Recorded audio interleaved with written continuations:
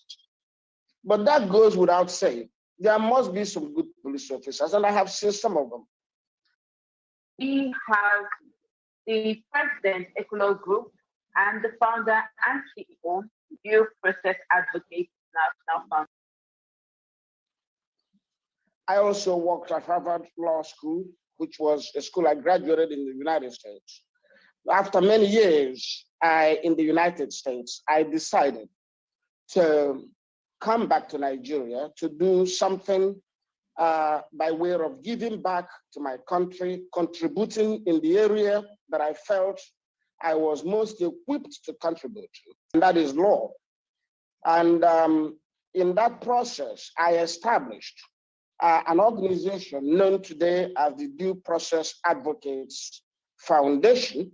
And the essence of that organization is to increase and broaden across the board access to justice, to make it possible for the average citizen of Nigeria to access justice, to reduce impediments and obstacles that would prevent people from being able to protect themselves and to enjoy the rights that are granted to them by law.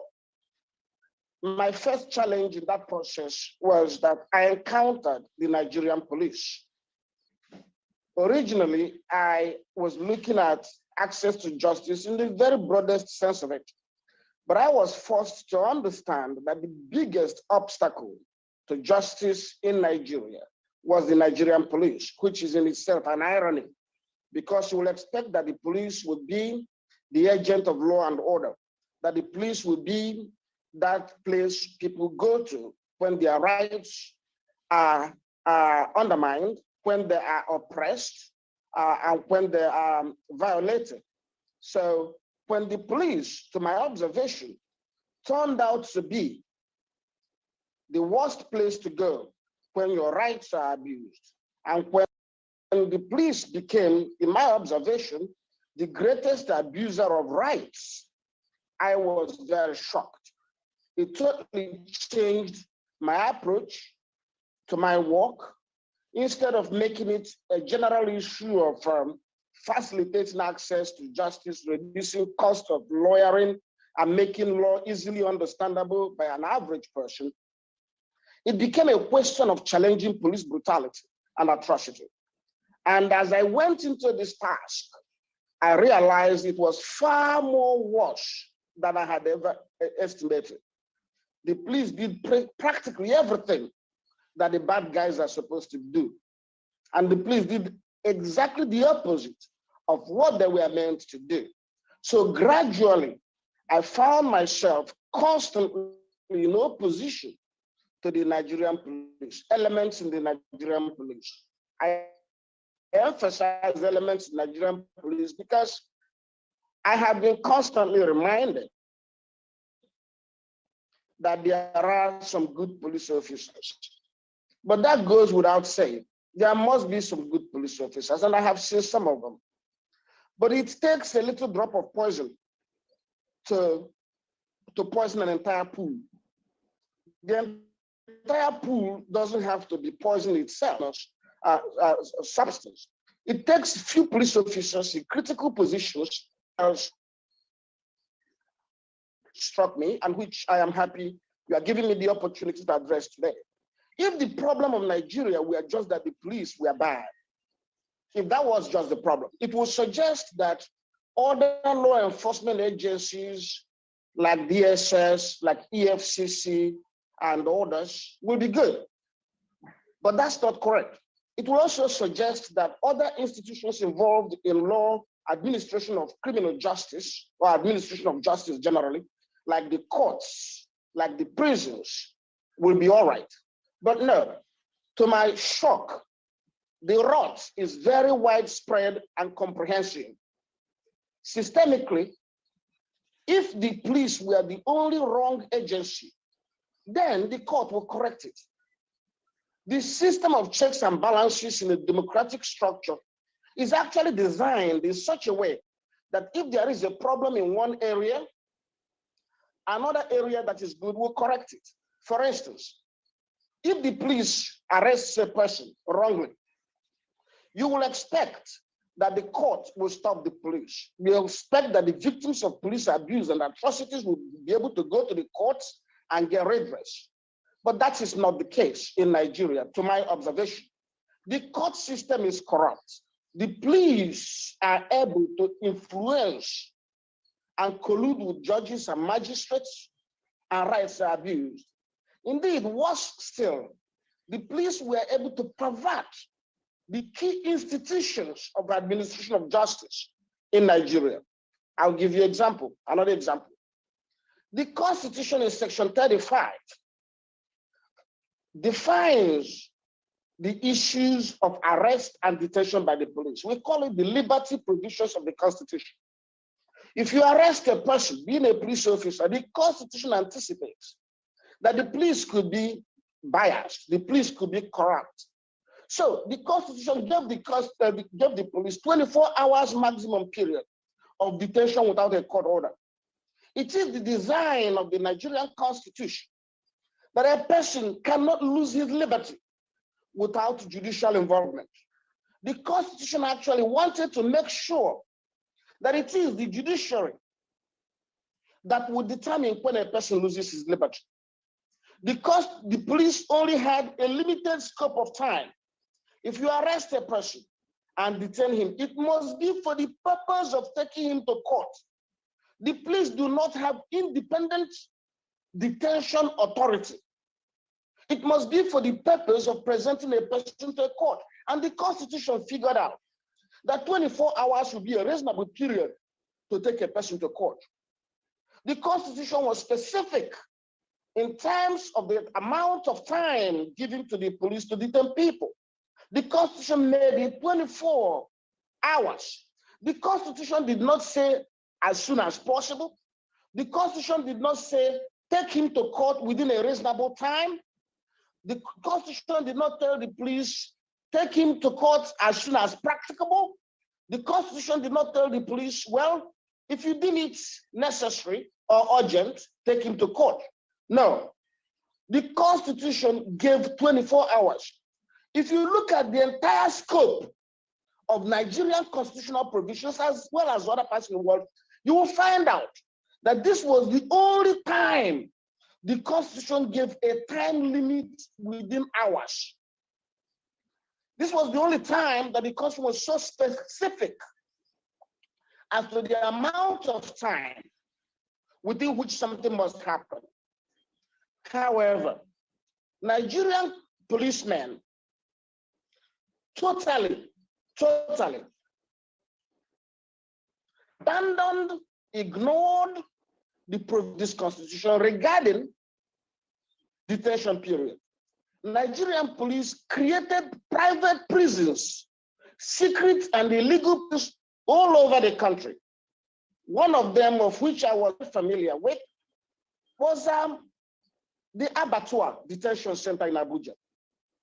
When I was detained in Abattoir, I met people who had been detained for 3 years without going to court, turned a 24-hour time window into an indefinite period of time, which extended to 3 years in some instances. So, and you will ask yourself, how is this possible? When I got into Abattoir, I was shocked. What struck me was that these guys were running an illegal prison. They were holding people for such length of time, and they were holding many people. In Abattoir, they had over 1,000 people when I saw it. Something else struck me. If you look at Section 34 of the Administration of Criminal Justice Act of Nigeria, their new criminal procedure law in Nigeria, which was supposed to cure ambiguities and problems in the prior laws. In Section 34 of that law, it provides that the chief judge of Abuja, EFCC, Abuja Capital Territory, Federal Capital Territory, FCT, should appoint chief magistrate to go from detention center to detention center. That is, the magistrate was supposed to be visiting every police detention center. At least, I'm using the language of the law, at least once a month to find out who is being detained there, why they're being detained there, why they have not been gone to court, and the magistrate was to make sure those people are to court rather than being in police detention. So that law was supposed to indeed give effect to the constitutional time limit for detention of people. But do you know, I'm sure Nigerians will be shocked to know that even though that law came into effect in 2015, there was no record of the chief judge or the chief magistrate visiting abattoir. No record.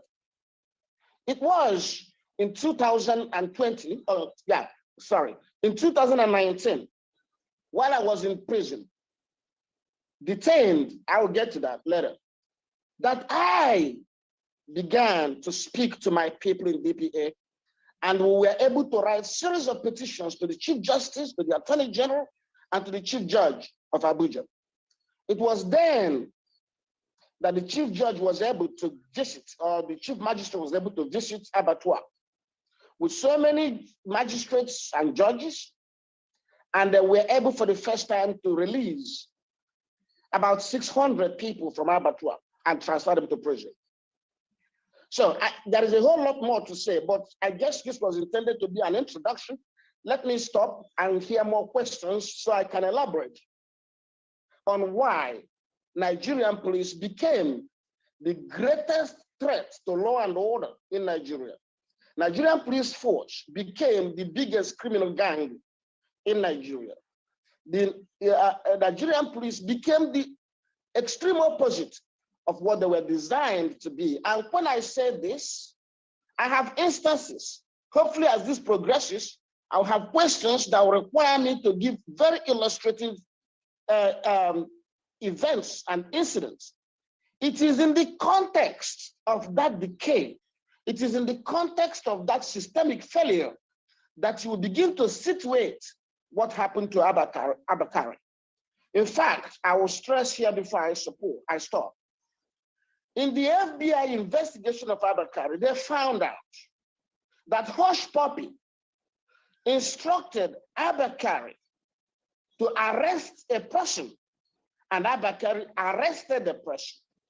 And the whole scheme was done for the purpose of facilitating a fraud scheme by Hush Puppy. So by implication, a criminal was able to direct the Nigerian police officer on what to do. And the Nigerian police officer obeyed that criminal, and in the process facilitated the commission of a crime. That is the angle that the FBI and the US Justice Department is pursuing as regards Abba Kyari. I want you to know that Abba Kyari is not alone.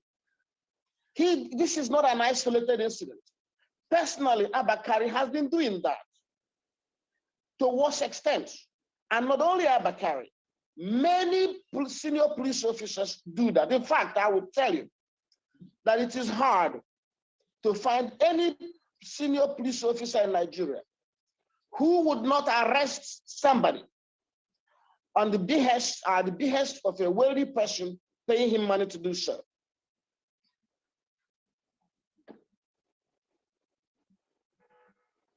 Sorry, Samika?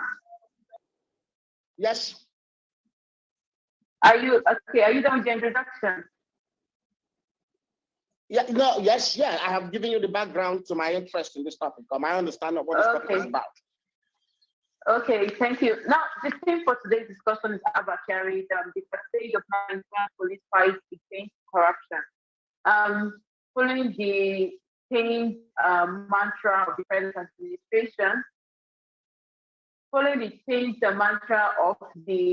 administration, the fight against corruption has been something that has gained momentum. But from your introduction alone, you said clearly that this is a lie and is a facade.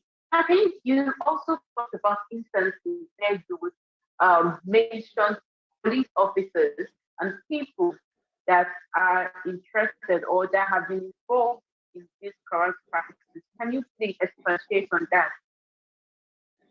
Well, I don't think I got all your questions right, but let me, I believe you wanted me to expand on this, on the on my instances, view. on the instances.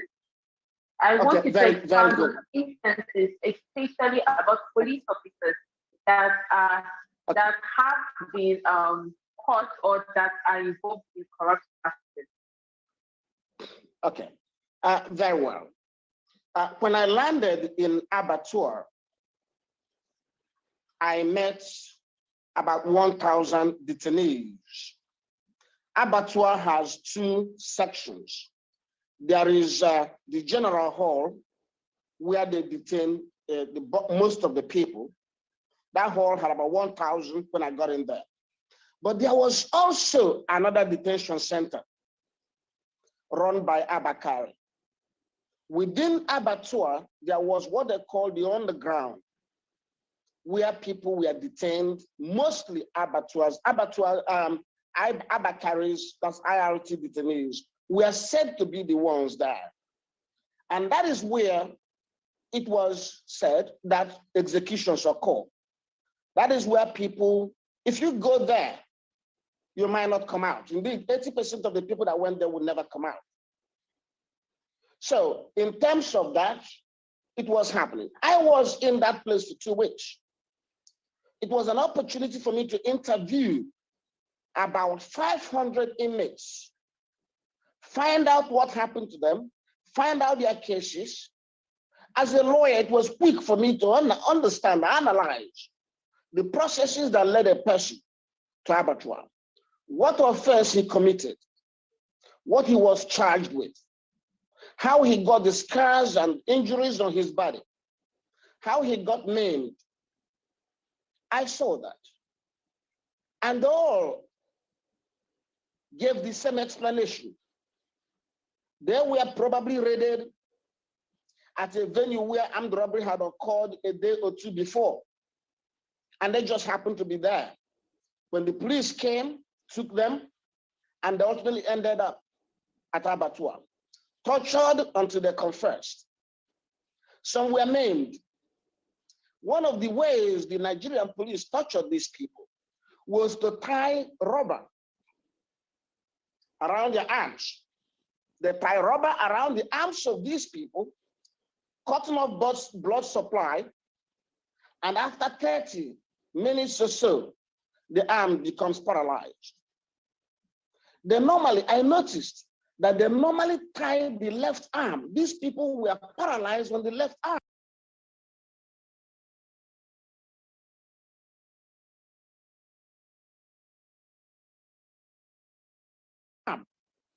I was curious, how come it was the left arm always?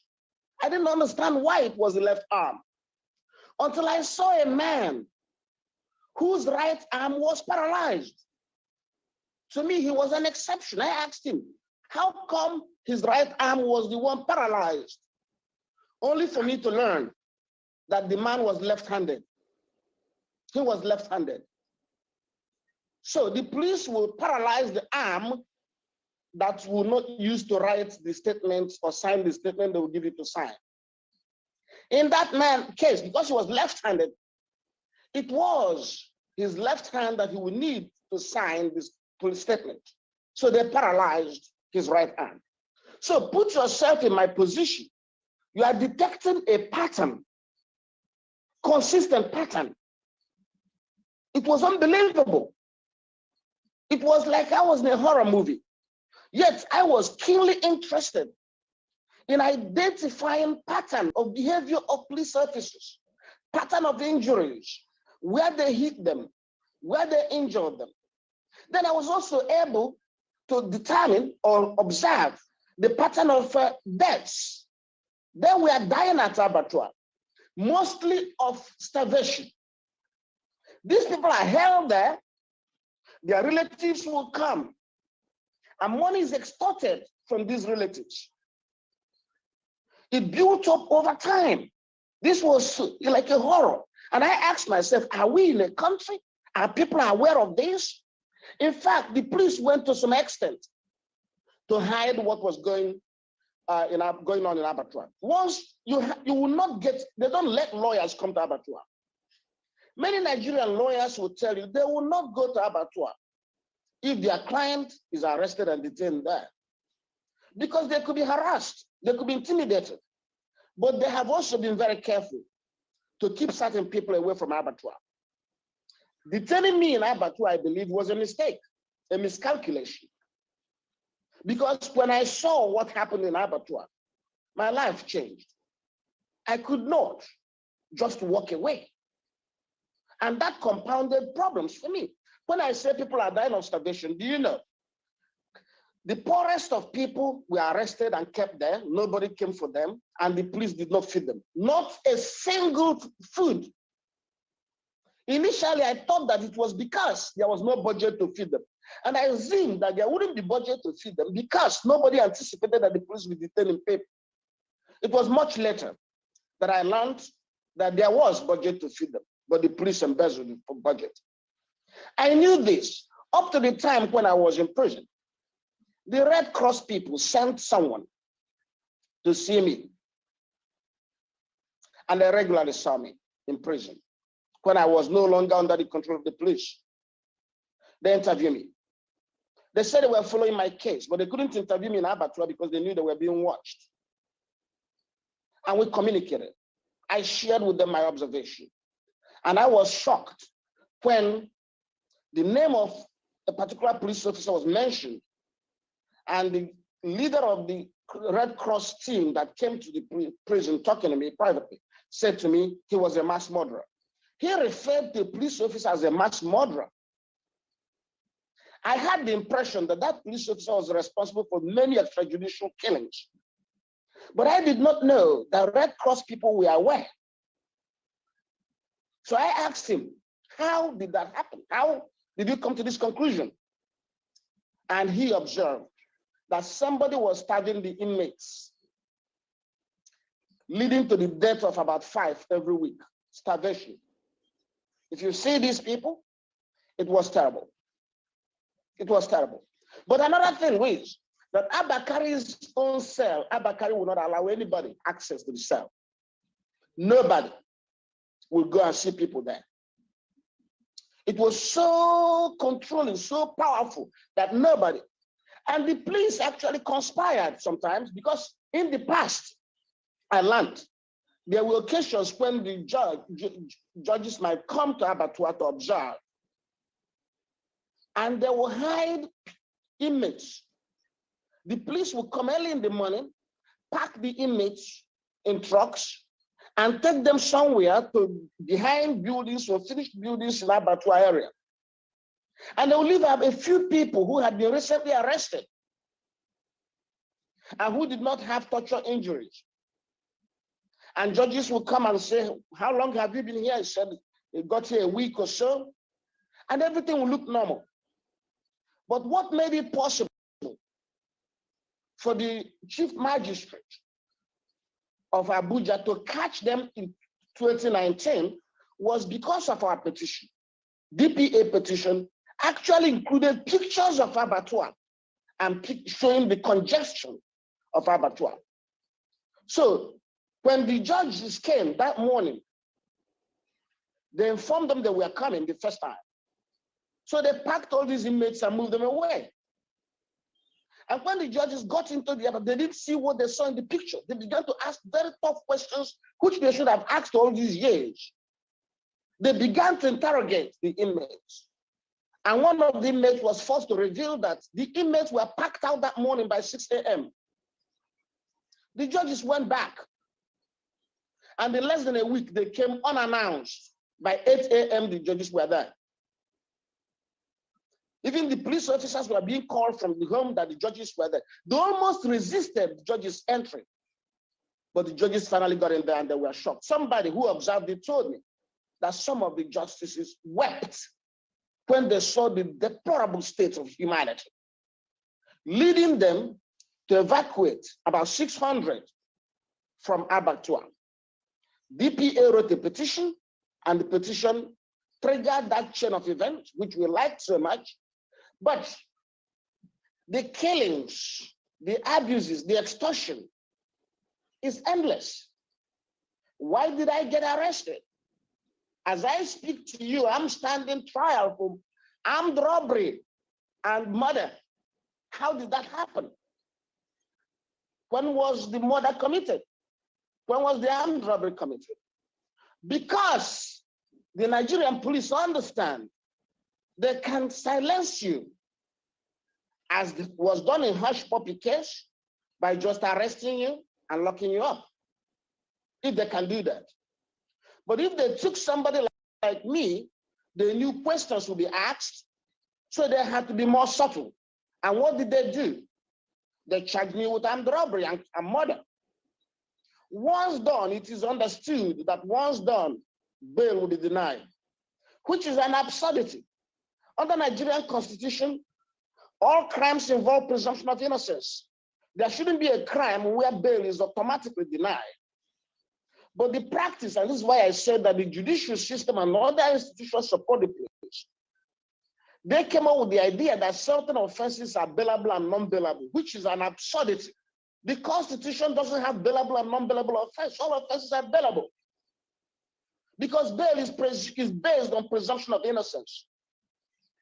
But in any event, because of the permissive judicial system that made it possible for these police to do what they do, even if they do not go and bribe the judge, which they do often, they can actually just stick you with murder. It doesn't matter the fact that they have nothing in the proof of evidence to substantiate the allegation. But the word murder, one word, justifies your detention.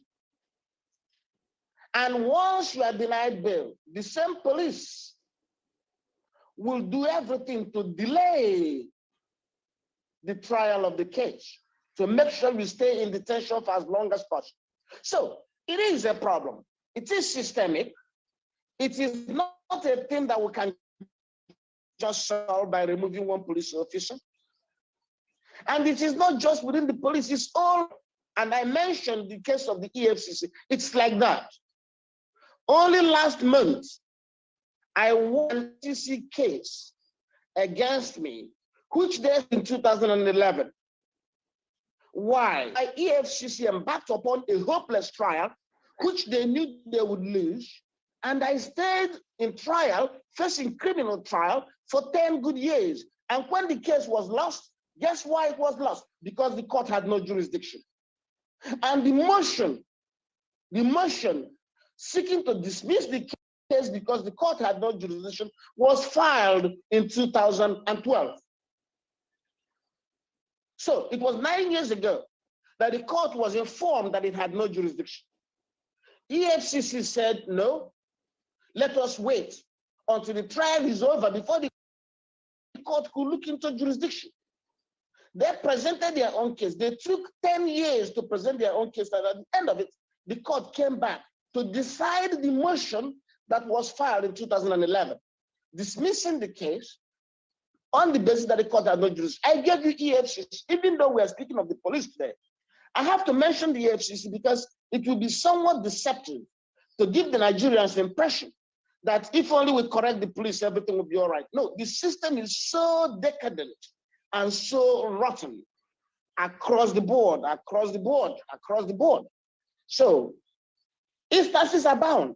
Abba Kyari is one, and we may discuss more. We may discuss more in the context of what the FBI was able to see in Abba Kyari, because many Nigerians don't yet understand the scope of investigation that nailed Abba Kyari. It wasn't as simple as it looked. It wasn't as simple. FBI did not look only at the conversation between Hush Puppy and Abba Kyari. No, FBI must have obtained through subpoena every message received or sent from Abba Kyari's WhatsApp number. So FBI would have traced his contacts, traced the contacts of his contacts. All FBI needed to do was to expand the subpoena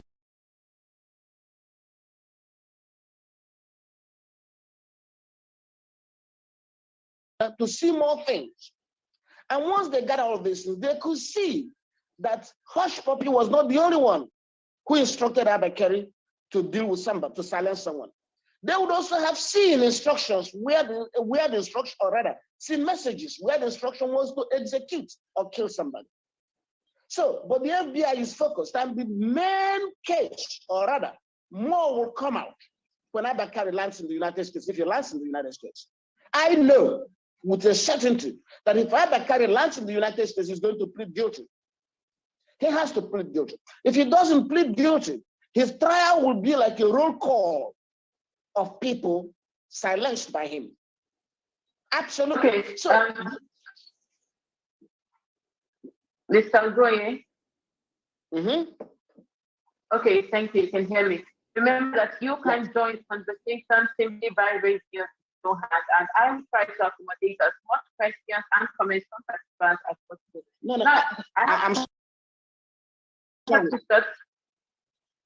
I'm sorry, I didn't hear you. I think the fact that I was talking to the other participants.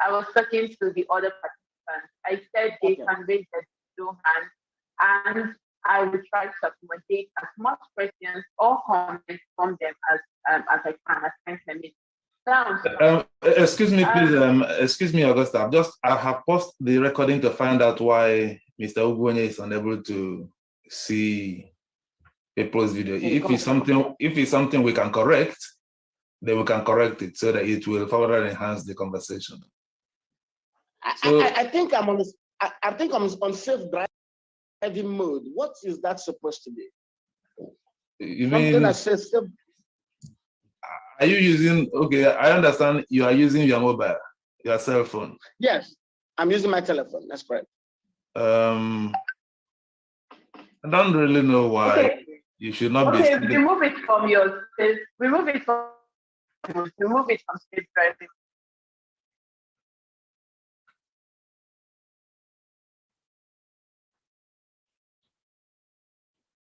Mr. Goye. Given time. Let me ask him to unmute himself.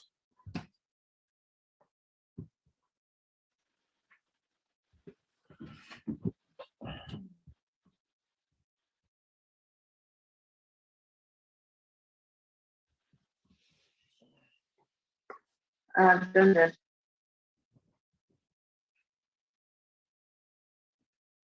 Okay, can you hear me? Yeah, can you see me now? I can't see you, but I can hear you. All right. Anyway, you guys can see. No, I still can't see. Do you know why this is happening?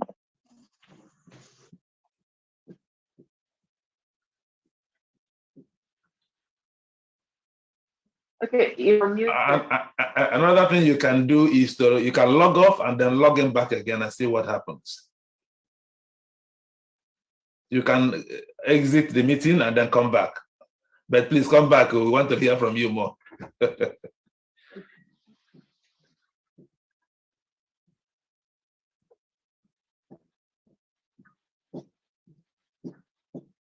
Okay, it's still here.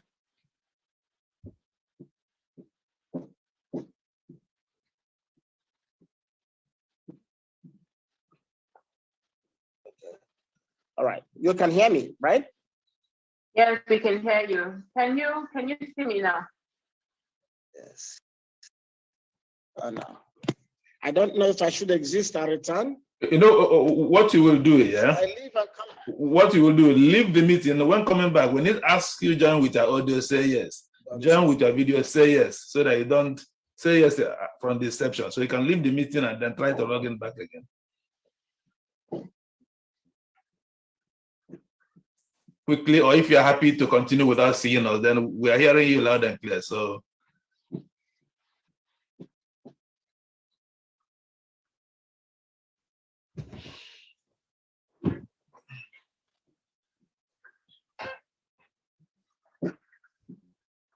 Mr. Goye.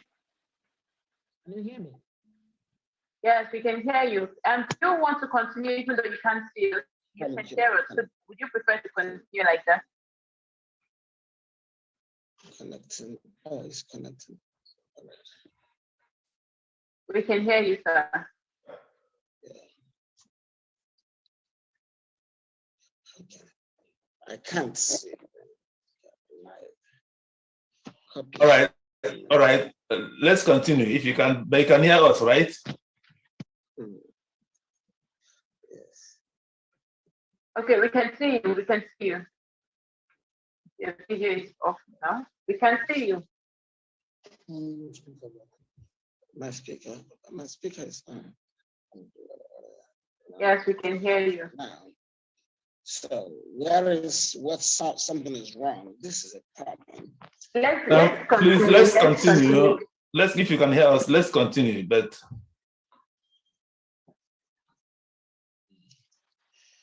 connect to audio, yeah? Yes, connect to audio. Yes. Can you? Okay. Can you see me? Can you hear me? Yes, we can. Yes, we can. Can you hear me? So let's continue. Okay. Yes, we can. We can do both. We can hear you and we can see you. It's all right. It's all right. Yes.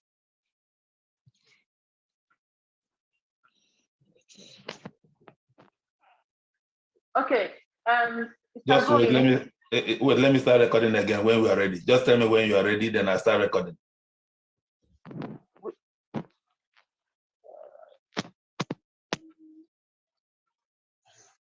Okay, please start recording. Ask him. Mr. Goye, just keep the camera the way it was previously. I can't hear. Keep it the way it was previously. Keep it the way it was previously. You're good to go. It's all right. We can hear you and we can see you. Where's the speaker? Just remove your hand from the camera. Yes, that's me. We can see you.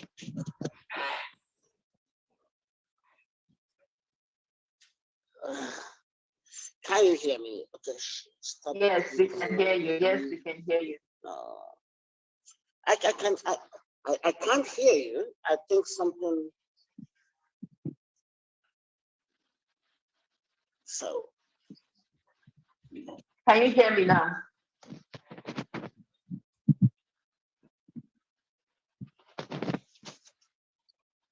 Please, okay, it's fine. It's Well, all right. I don't know. Should I leave and come back?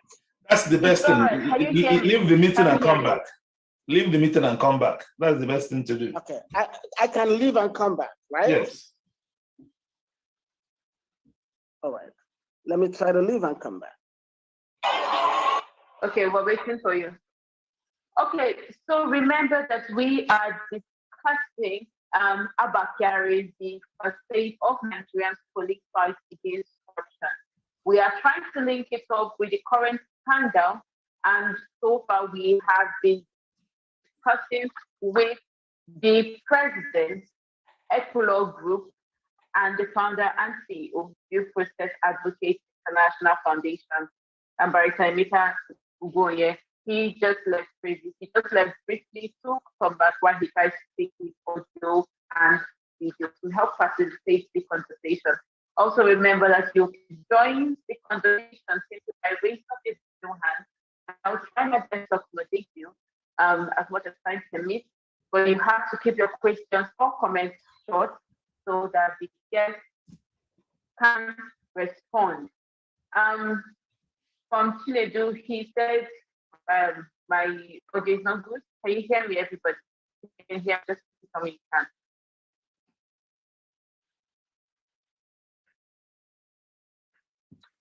Okay, so our guest is here now, and we hope that he will be able to join us again. Mr. Goye.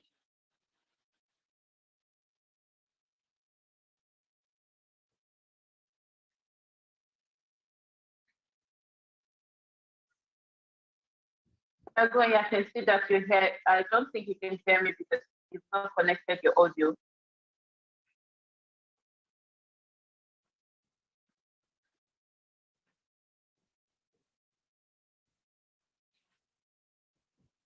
Okay.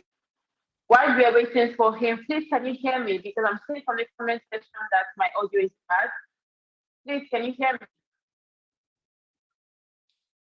me? Your bandwidth is low. Your bandwidth is low. So when your bandwidth is Hello, your audio will be bad. I'm sorry about that. I'm in Nigeria. There's such support here, but I'll try to fix that. Okay, so I think someone just said you can hear me now, so I will go on.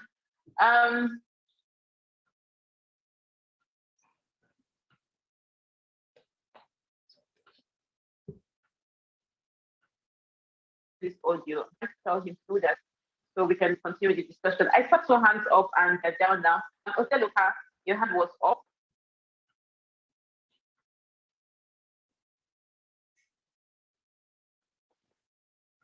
Oteluka. Okay, while we are waiting for Oteluka, you see HC Igwe's hands up. HC Igwe, please go ahead.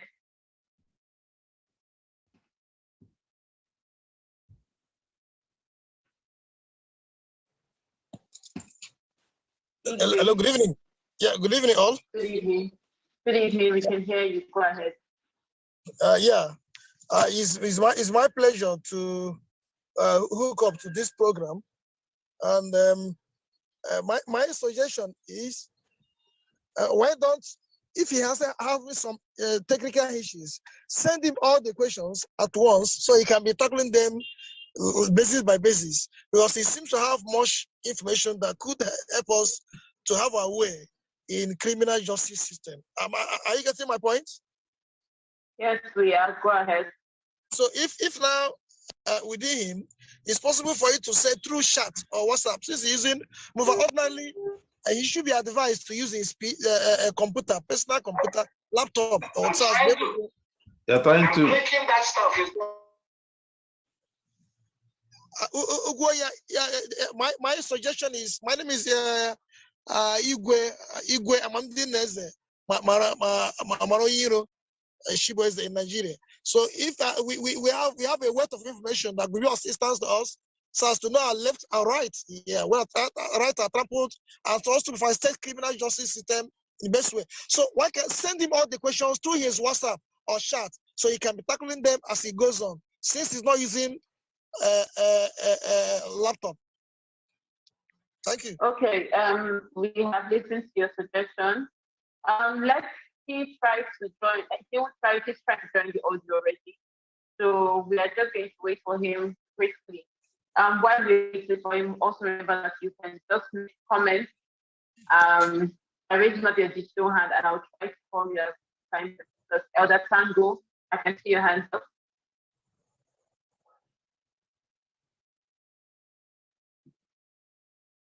The Tango.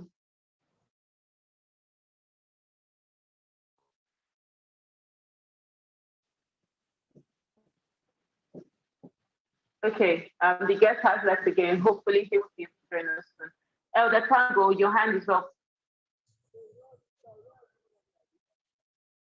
Okay, while we are waiting for Elder Tango, Oseloka, your hand is up. Yes, I'm okay now. You mute me and you are calling Elder Tango. I was trying to mute myself. And you know I can't. Okay, now go ahead. I can talk now. Okay, go ahead. Ugoye case is exactly with Dr.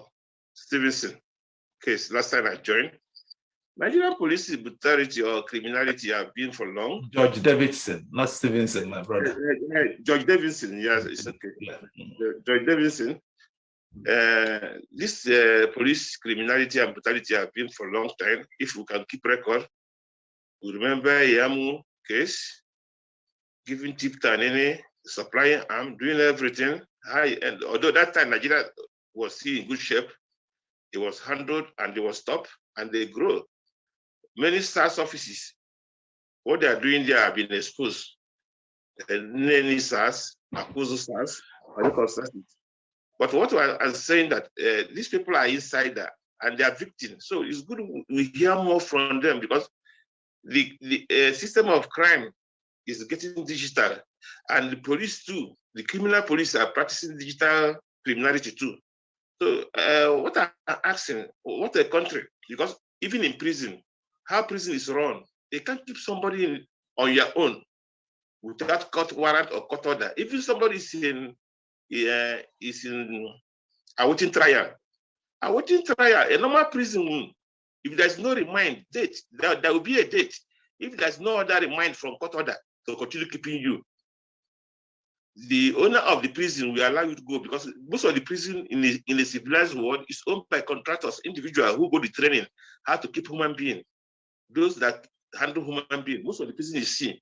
So people can build hotel, turn it to prison. There's a lot of many prisons in the world, and they keep people according to law. But now, dumping somebody in the cell, forget, or somebody paid money, go and detain this man for me, as long as I want, it do happen. So a lot of, well, by the time we expose all this, if the man can come back, I still have some questions to ask him and interact with him, because this is real. What he's saying is real. When you listen to fact, you see fact, somebody that witnessed all this evil. Not that people are, because there's no justice. They will still say, no, don't say. Time don't say it's over. People must say now, in order for us to have a good society. Yeah. So what I'm saying is that the prison system we have, no law is observed. Even police have limits. Take somebody under 24 hours before the judge. Judge will, with judge order, either remand. Awaiting trial is a remand. Police is not the one keeping you on his own. And police is not taking you to his house or where you want. And even the judge that took you to prison on awaiting trial, the custodian, the owner of the prison is on contract, because if anything happened to the suspect in the prison without court judge order, keep this man just for safekeeping, keep this man for us for a while. That's why any prison will let you go. Once it's even, it cannot give you up to 5 minutes. If there's no order from court to continue your detention, a normal prison will open the gate for you to walk out. But in our own, people were detained, brutalized, treated the way they want. So it's the improvement that is coming in is welcome, because this news is getting too much. The system needs a big reform. That's my take. Thank you. Thank you, Lumba. Okay, we are still waiting for, thank you very much.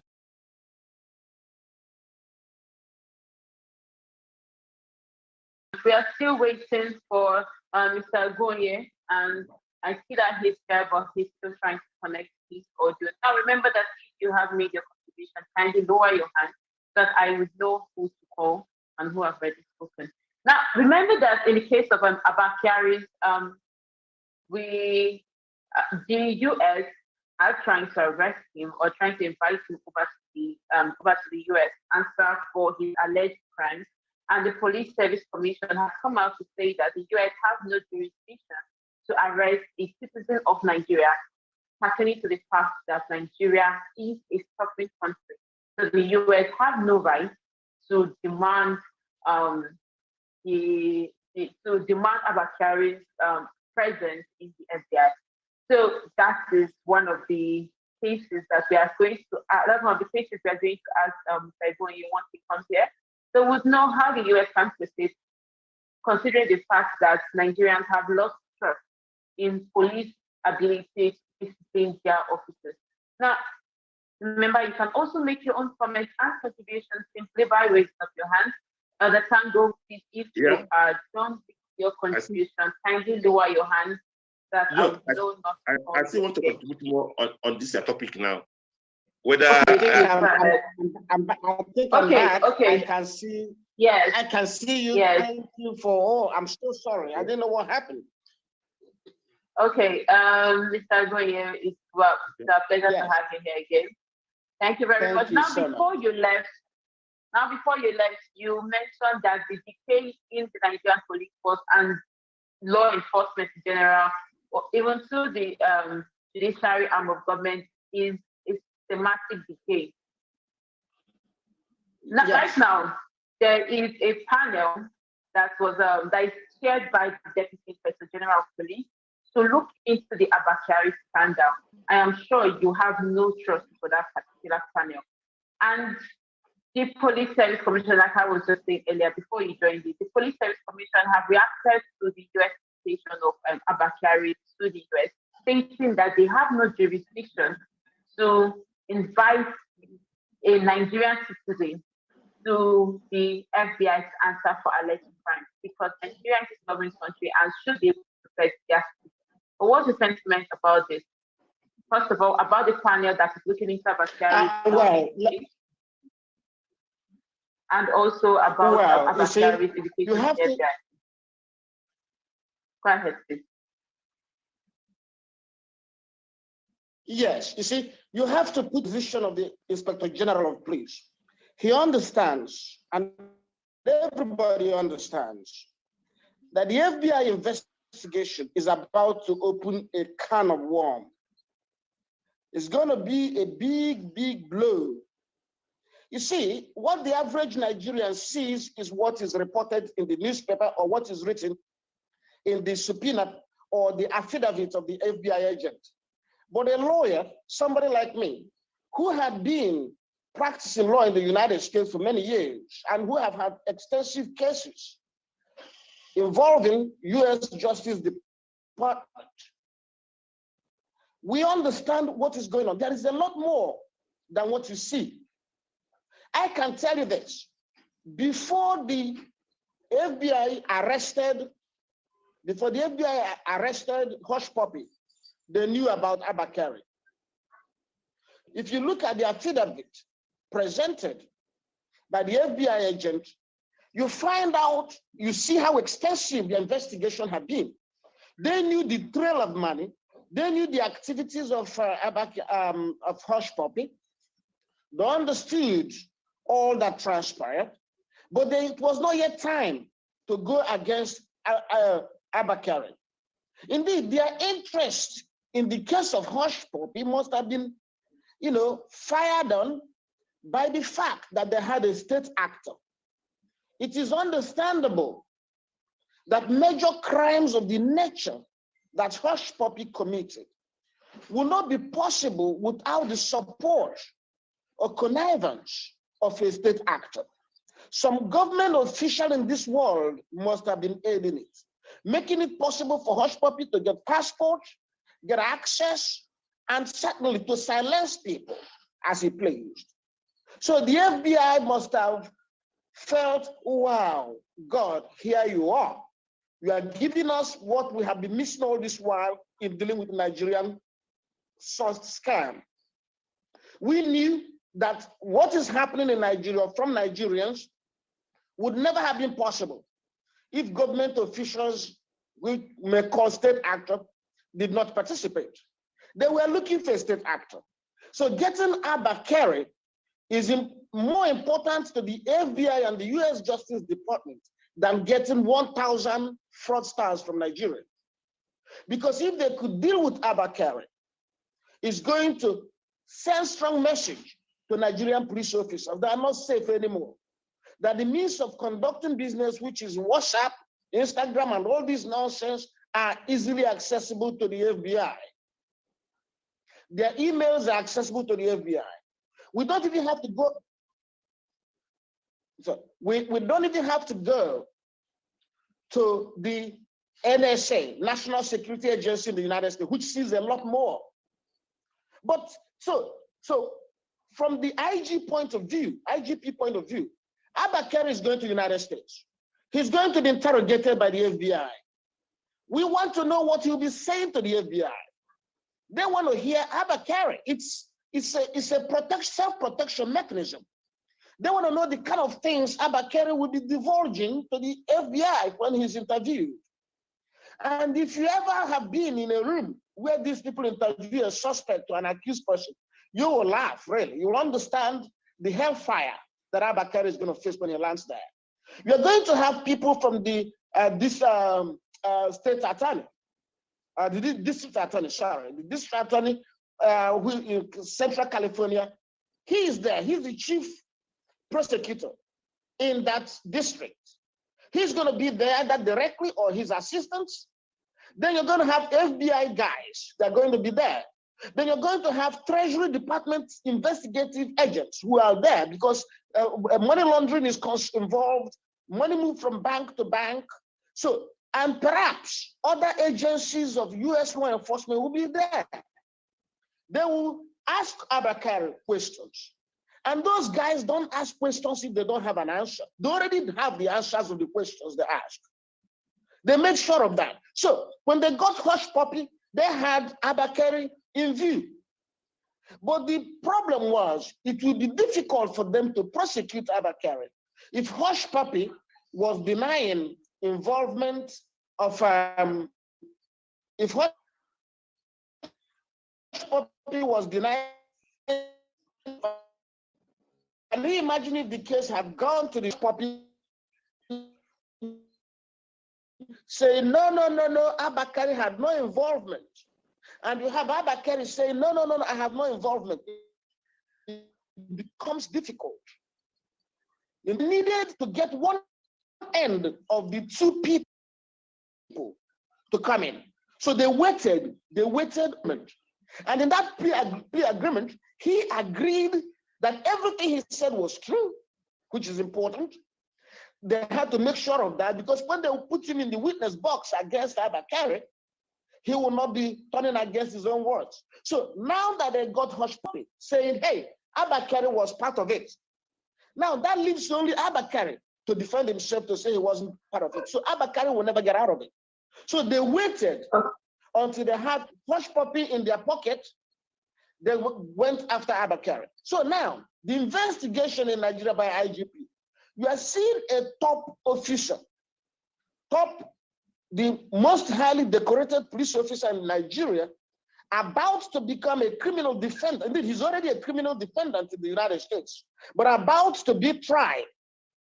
You don't want a deputy commissioner of police standing trial in a foreign country, how much less getting convicted and being sent to prison. So there are two important objectives, self-serving, you may say, self-serving objectives from the IGP. They are not hearing Abba Kyari to determine if he's guilty or not for the purpose of the criminal indictment in the United States. Absolutely not. Their input is not needed. US Justice Department doesn't give a damn what the IG thinks. They already made their case. IG will not be a witness. So it doesn't matter to them. What is going on here on Abba Kyari has nothing, one way or the other, to do with the criminal indictment in the United States of Abba Kyari. But it serves two purposes for the IGP. One, it wants to set in motion a process to dismiss Abba Kyari, so that by the time Abba Kyari gets to the United States, he will not be a Nigerian police officer. The record will not be a Nigerian police officer is being tried and is being convicted or serving jail time. No, the record will be that an ex-police officer is being tried. So the process of rendering Abba Kyari an ex-officer is what is going on now. Another process going on now is to ascertain what he'll be telling the police, the FBI, because that will help the IGP understand how many other Nigerian police officers might be implicated. Because what you don't know, and what many people have forgotten to realize, was the FBI, when they look at the charts on Abba Kyari's telephone, they will not just be looking at the chat between Abba Kyari and Hush Puppy. No, they'll be looking at chat between Abba Kyari and a host of other people. They will find chats and communications between Abba Kyari and other police officers, other powerful people and politicians.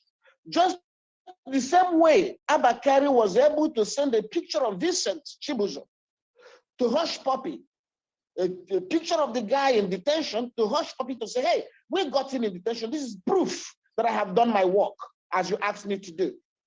Abba Kyari must have been doing the same thing. Must have been taking pictures of suspects, or rather people he arrested and detained, taking pictures of them with bruises on them, because in this Hush Puppy case, Hush Puppy told him to beat Vincent. So we don't know if he beat Vincent, and if he did beat Vincent, he will also take pictures showing Vincent's injuries from the beating. Oh yes.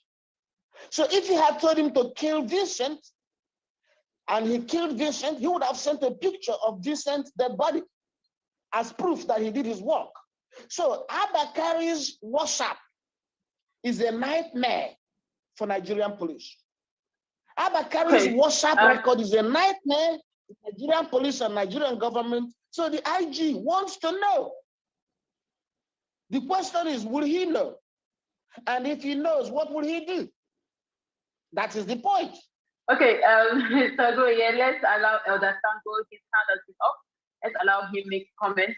Remember that our time is fast spent, but because of the time due left and coming back, we'll extend our discussion for probably another 30 minutes. Elder Sango, the floor is yours.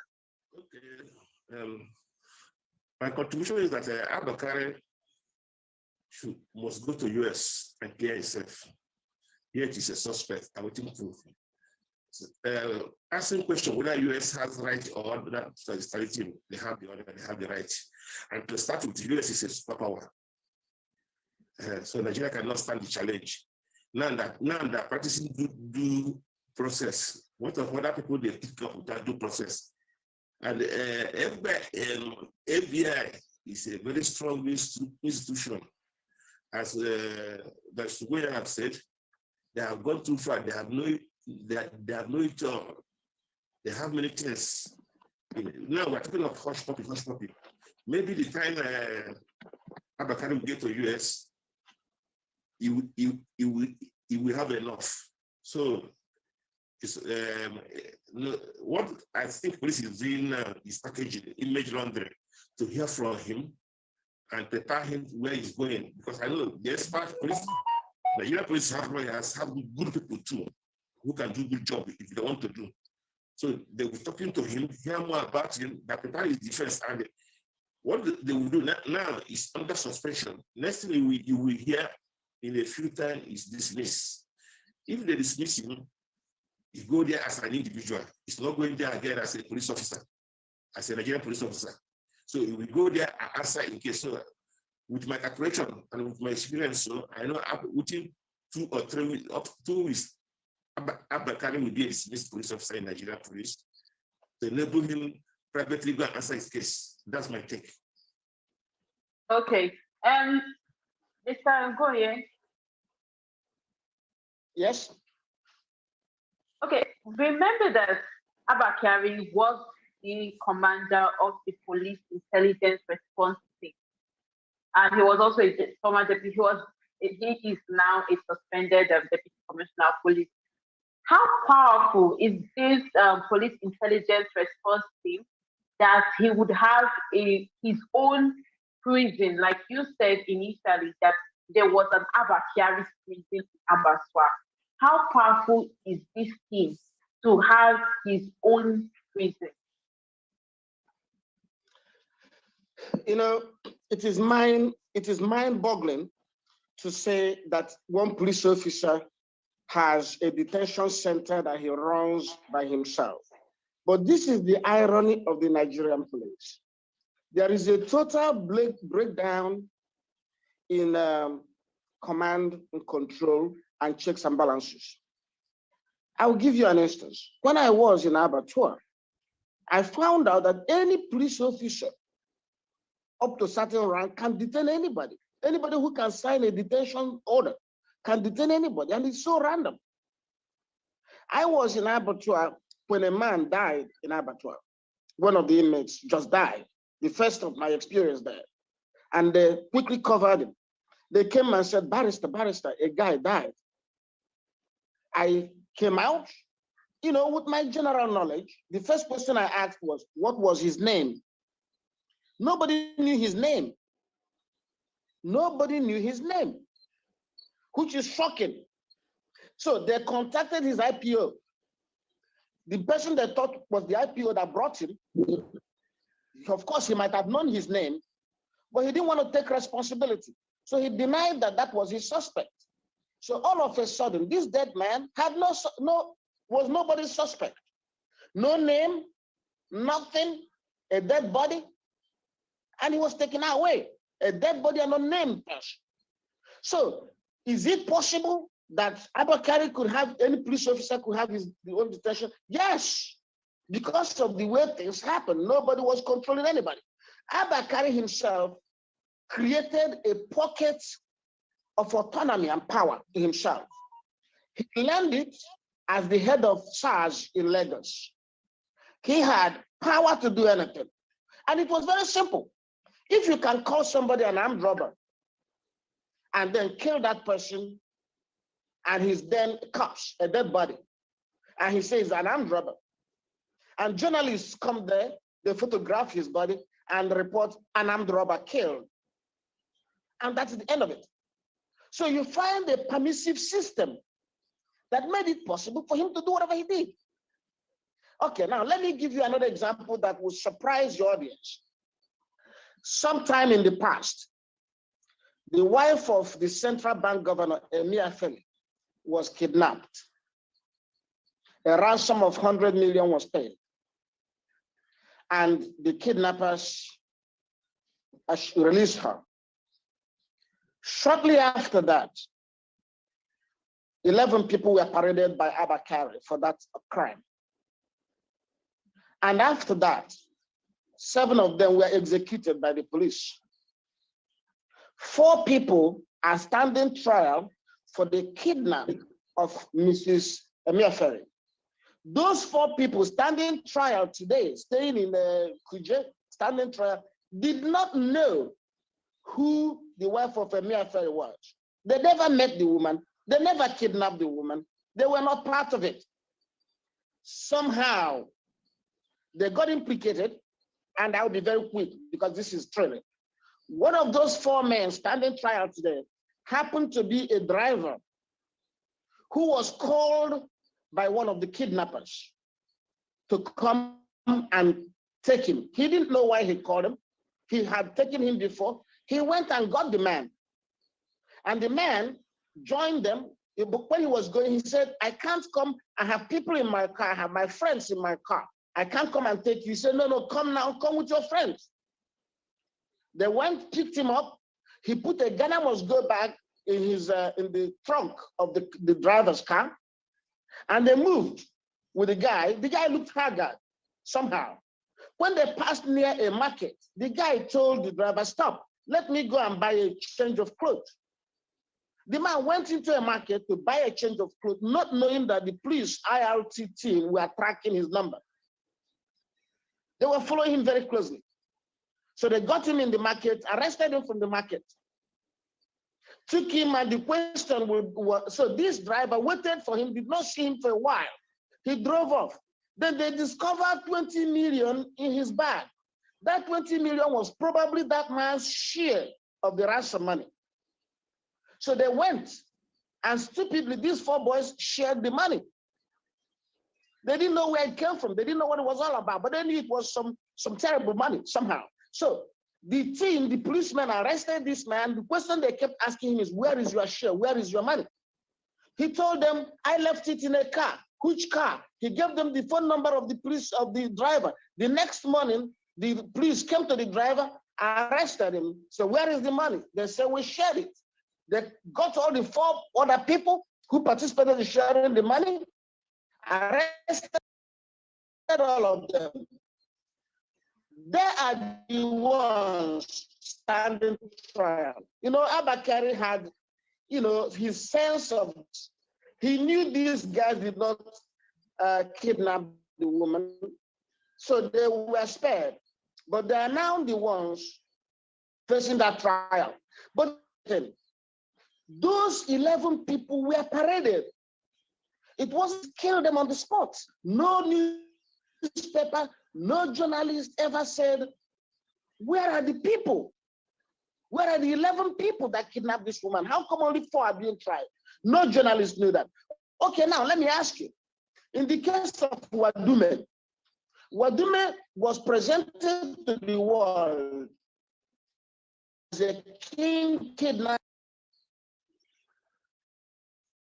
Okay, I believe our guest is having some network challenges. Remember that you can raise your hand with 2 hands, and I will try to accommodate as much questions as possible before we would have to conclude the show. We are talking about Abba Kyari and the team with Abba Kyari, a facade of the Nigerian police fight against corruption. Mr. Loka, I can see your hand up. Yeah, good evening. Good evening.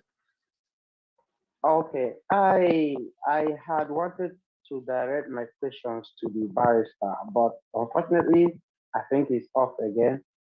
So I would have loved him to take my questions directly. Well, when he comes in, we'll try to repeat the question.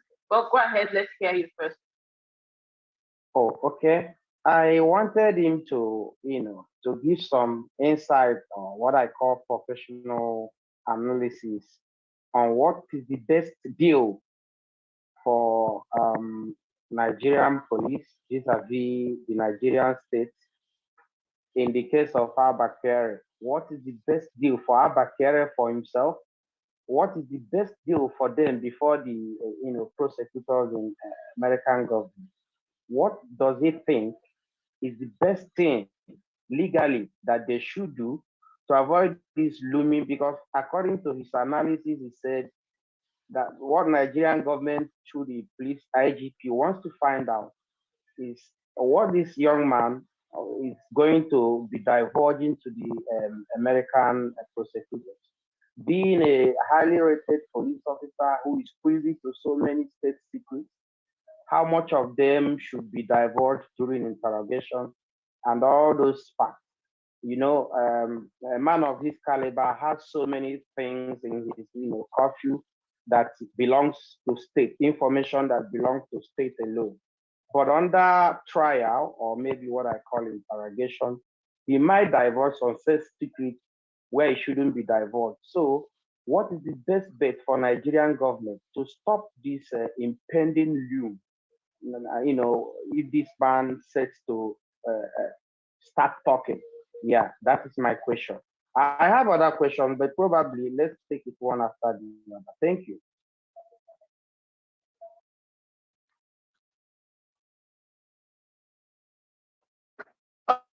Okay, there's still ways to bring in again. If you have it's better you say it now so we can just tell him when he gets in here. We're still waiting for him to join in. Okay. I'm here. Can you hear me? Can you hear yes, me? we can hear you. Please go ahead. Yes, we can hear you. Okay. You were saying something before So the network. Yes, before the network came, I will be quick. So, Nigerian journalists, everybody, including Elomba Television, all heard about Wadume, the man that was supposed to be the king of all kidnappings.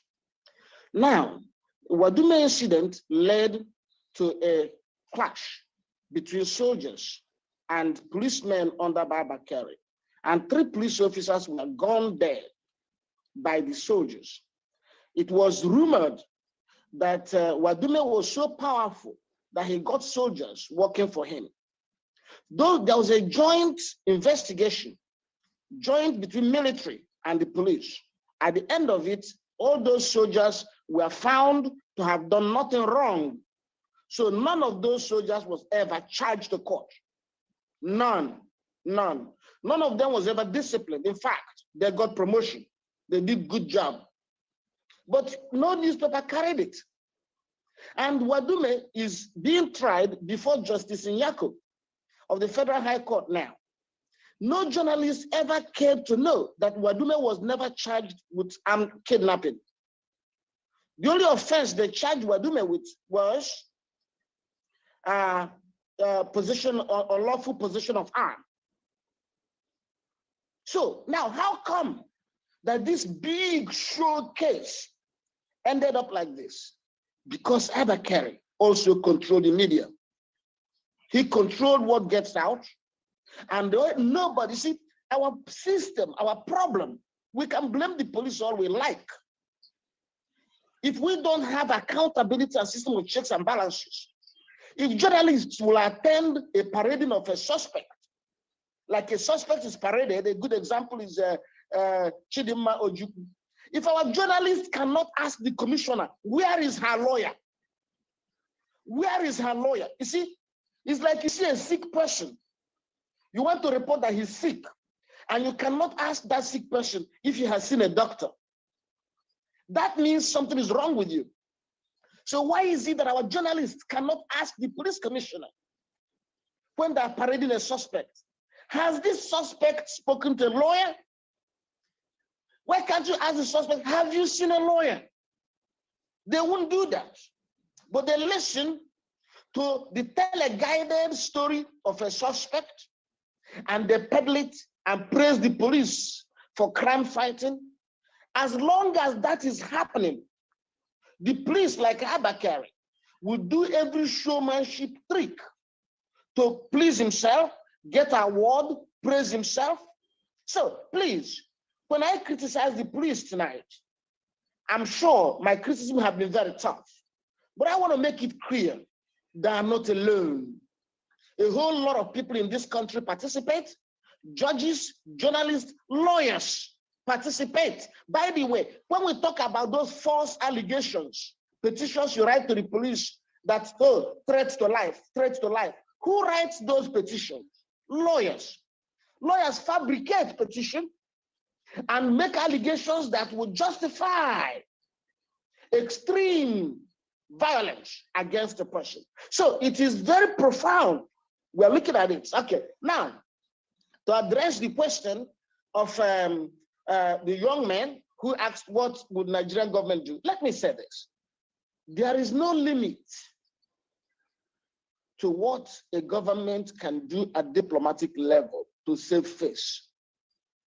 Nigerian government can actually get to the President of the United States and say, please, we're in a mess. This is going to damage our relations. This is going to damage our government. Please do not strike as much as you intended. We are going to, in other words, Nigerian government can participate in the plea negotiation for Abba Kyari. They can participate in negotiating the plea deal to say, well, we're handing him over to you without any resistance. Otherwise, we can actually stay in court fighting his extradition for the next 5 years. But this man agrees to surrender himself to jurisdiction on the following terms. We want you to just charge, let him plead for money laundering or conspiracy, and you give him a charge. Let's not try anything else. Let's not expand to other things. In fact, Nigerian government can call US and say, please, let us know the scope of charges that may come. What is it that could come? What are you likely to charge? That's what clever lawyers do. You don't wait until your client is charged. You can formulate an idea what the client is going to face, and you can negotiate what is to be charged, because to charge a person involves some decision-making process. We call it charging decision. And that decision is not judicial. It is the prosecutor's decision. It is still in the executive arm of government. So it is negotiable. It's not like bribing judges. Judges are not involved yet. So if you have a client who is likely to face charges, you don't wait. You go and ask, what are the charges likely to come? Which is what I was saying in the case of Nnamdi Kanu, that the lawyers are not asking about future charges, that dwelling on past charges. So Nigerian government can actually negotiate the plea deal to lessen the embarrassment, to save face. Now, it also depends on the attitude of the United States government. As far as I can see, the Americans are happy that they have Nigerian police in their pocket. They do have Nigerian police in their pocket. Make no mistake about it. Listen, the WhatsApp record, WhatsApp, Instagram, Facebook. Listen, what you are seeing about Abba Kyari is WhatsApp. Is it not when you go to Facebook? Is it not what you make public that people see? No. The FBI are seeing his private chats. His FBI is seeing whether he dated a woman whose husband she arrested.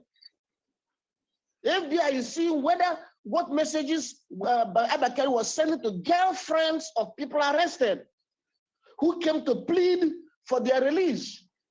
When they walk into his office and say, please, sir, release my boyfriend, what happens? They know. And what the Nigerians don't know is that your phone also indicates where you are. Your phone tells us your location. Your phone tells us your contacts and contacts of your contacts and contacts of your contacts. So, and the phone tells us the content. Even when you delete these things, they're not deleted.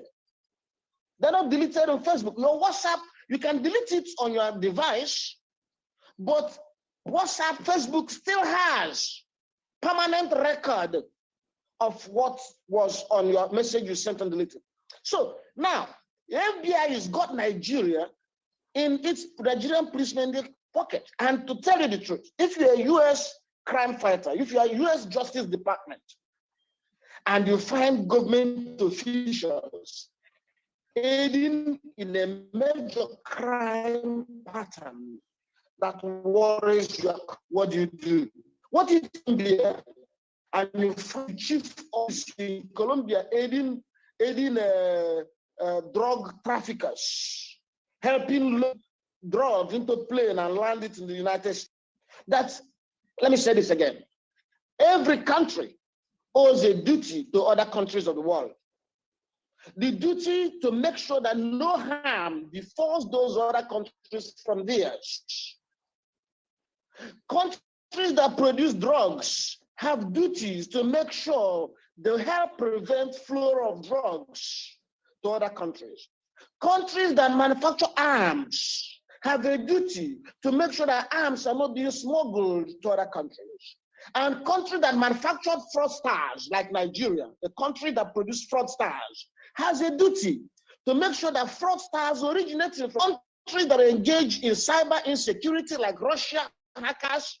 You see, President Biden was talking with Putin on how to control the activities of hackers from Russia.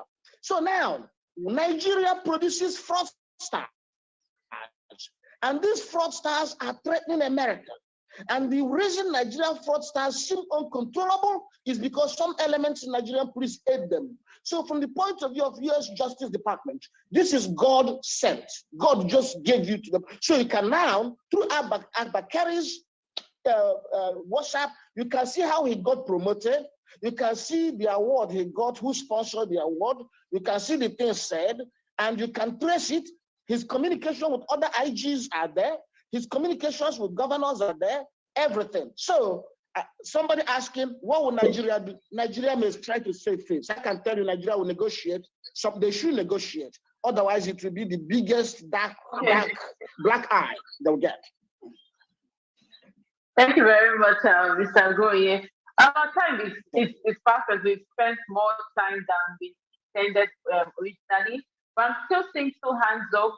If you have a comment or a question, remember to raise your two hands and I will try to take it. But for now, I'm seeing two hands up.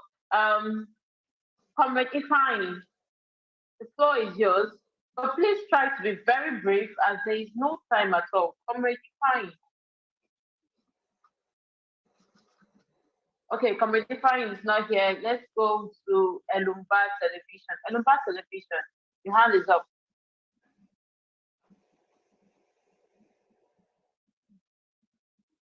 Elumba Television, if you're also not here, we would have to move on.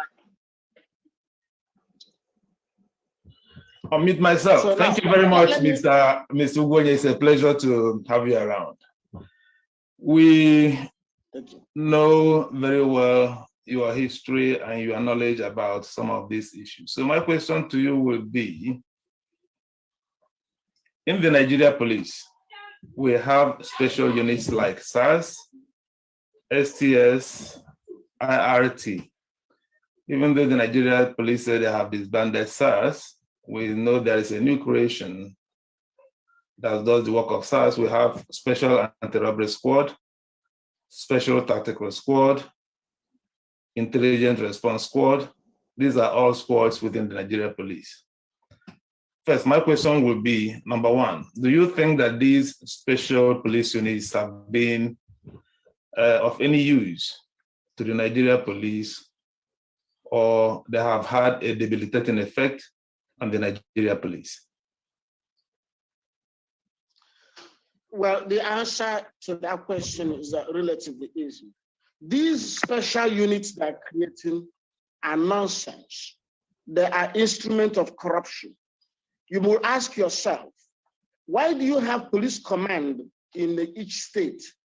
And yet you create these special forces in Abuja, making it possible for Abba Kyari to move from Abuja to Akwa Ibom to arrest people? What about the police commissioner in Akwa Ibom state? So you have essentially centralized Nigerian police force in violation of Nigerian law. Why do I say in violation of Nigerian law? In Akwa Ibom, you can't try it in Abuja. So why do you go to Akwa Ibom, arrest suspects, detain them in Abuja, and then maybe ship them back to Akwa Ibom to try them, or maybe fabricate other lies to see if you can try them in Abuja? The whole thing is nonsense. It is undue centralization of the police force operationally. It can't work, and it had failed repeatedly. All these special forces you mentioned, there are more. You have anti-cult, anti-vice, anti-vehicle theft, which is stupid. That's not how police force runs. You know why? I'll give you an example. In one of the cases I was involved in as an investigator, a woman went missing. And that woman, 2 days after she went missing, a body of an unidentified person was found. But because they referred the case as missing, they took it to anti-kidnapping units. Special team dealing with kidnapping was handling it. And you know what happens? That team does not have jurisdiction to go into general homicide. It wanted to keep that case as a kidnapping case. Even when evidence was pointing to something else, because they protect their turf. Nigerian police are poorly funded, not because money was not released, but because the organs at the top take the money. They take the money, and the ordinary policemen are suffering. They pay their own fuel, the fuel for their own vehicle movement, or the complainant pays. The police buy their own shoes, their own uniforms, and their own pen and stationery for writing reportage. Police officer has his own. Yes, every inspector sergeant has his own personally procured stationery paper. So when the case comes initially misclassified as a missing person kidnapping case and given to the kidnapping unit, the kidnapping unit would do everything to keep that case a kidnapping case, even when it is not a kidnapping case. So that was why, in that instance I gave you, a woman was being looked for by anti-kidnapping group. And why did he go to anti-kidnapping group? Because the husband of the woman went and told the police that some people took his wife with intent to blackmail him. So when 3 days after, an unknown, unidentified body was discovered somewhere in the same city, the police began to handle it differently. There was no effort to link the two, no effort to ask, is this woman we're looking for the dead woman, the unidentified woman? So the police, different units of the police had two cases. So the tactical units, because when you look at what the STS does, IRT does, you find this are all overlapping. It's the same thing. There is no difference. There's no justification for that. If you don't want to have police command in Enugu, don't have police command in Enugu, but you have a police commissioner in charge of Enugu command. And yet, when a crime occurs in Enugu, maybe a land dispute going on in Enugu, one of the disputants will go to Abuja and report a threat to life, give money to Abba Kyari.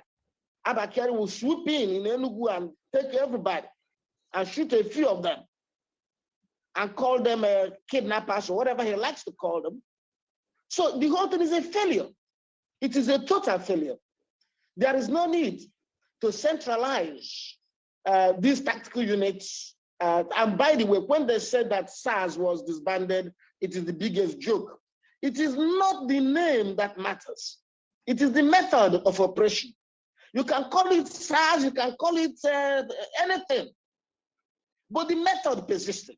The method of SARS was used by IRT, and I can tell you, by the time the protests The End SARS protest started. SARS was no longer the biggest killer in the country. SARS was no longer the worst killing squad in the Nigerian police. They had been replaced by IRT and STS.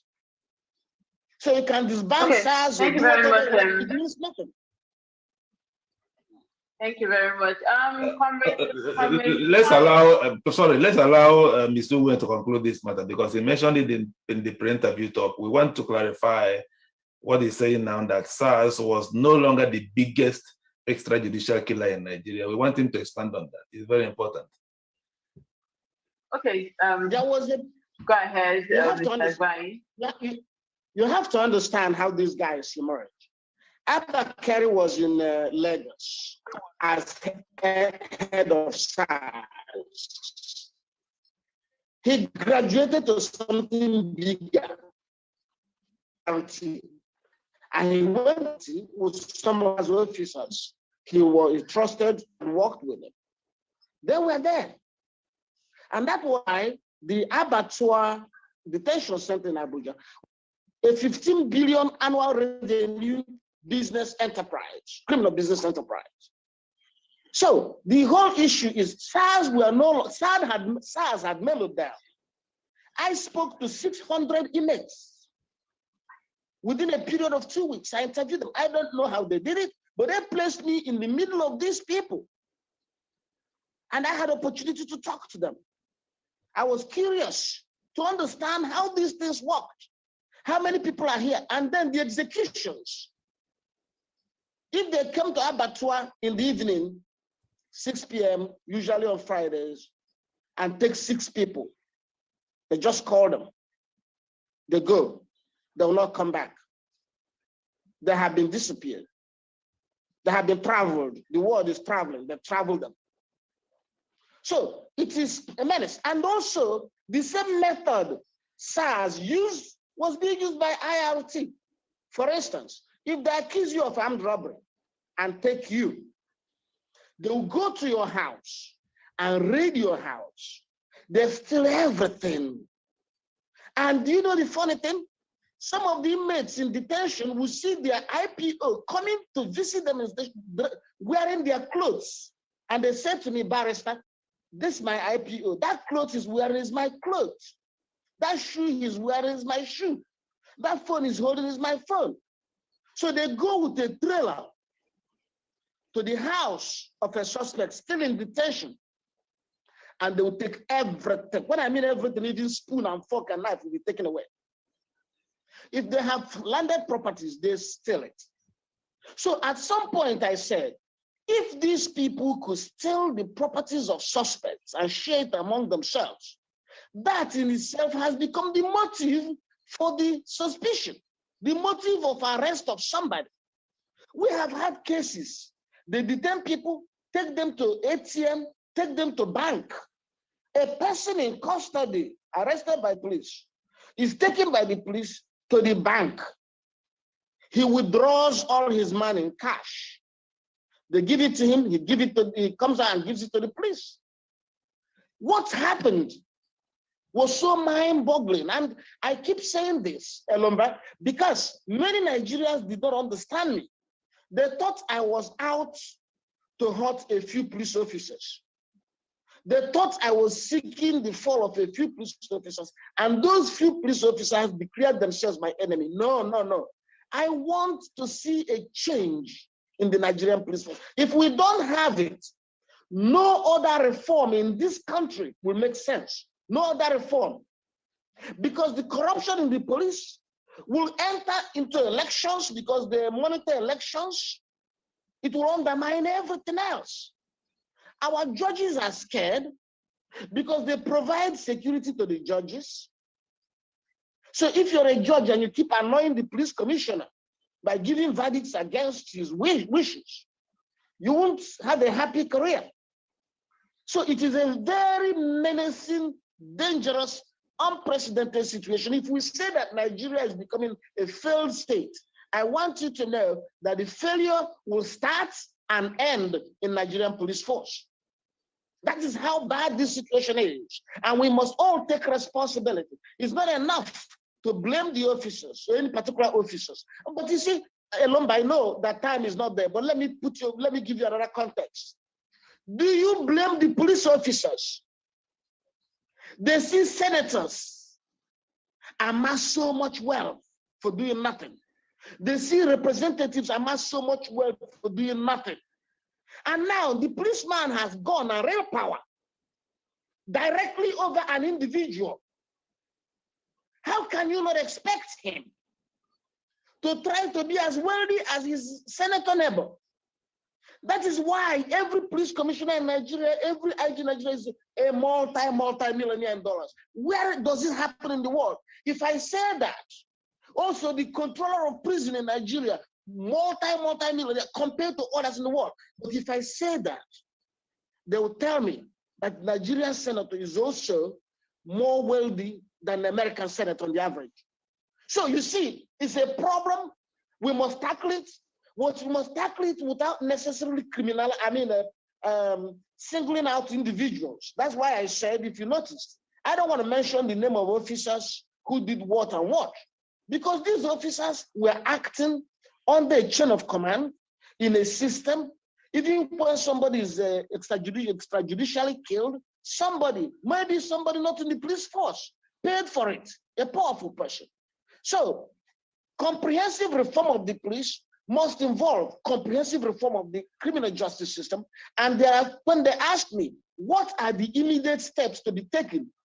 One immediate step to be taken is that Nigerian police should not prosecute any crime beyond traffic offenses.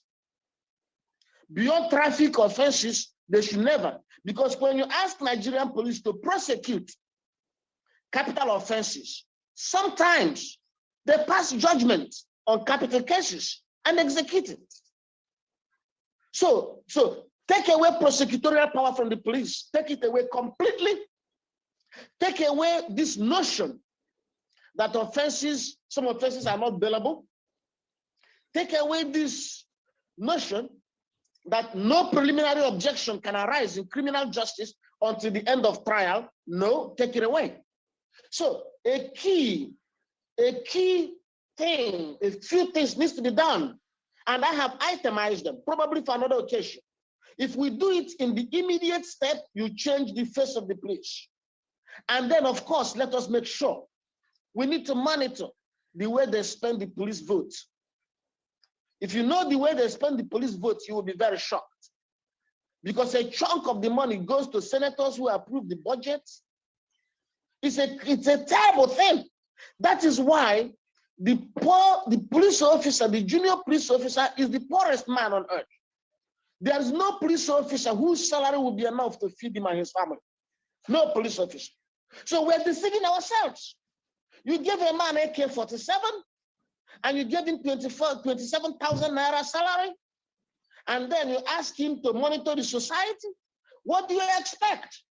It's a terrible situation. So what is going on is not a thing that can be discussed in one instance. I'm hoping that the Lumba will continue to show interest in this area and hold many, many more interviews and conduct many more investigations.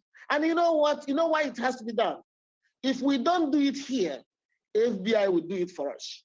Because I can tell you, the way the FBI's go, the information they have on Abba Kyari, they can extract a little bit and use it to deal with Abba Kyari now. Then they get the other ones and pursue the other officers. But it's no longer an easy thing. Their modus operandi had been busted. Their WhatsApp is no longer safe. You can't send the instruction to arrest or intimidate a person through WhatsApp now. So it is a mess, big mess. But honestly, this is important, and I hope you can ask more questions before you guys go. Okay. Ikem Ibodike, see your hand up. Alomba Television, please, if you have made your contribution, kindly lower your hand so I can move to the next person. Ikem Ibodike, if you're ready, please make your contribution and be very, very, very brief. If you're not ready, okay, go ahead. Thank you for the opportunity. I just have to ask a question to Barrister Ugwuanyi. He's his submission is very insightful. Number one, is Abba Kyari working for anybody, or why does it appear to be above the law?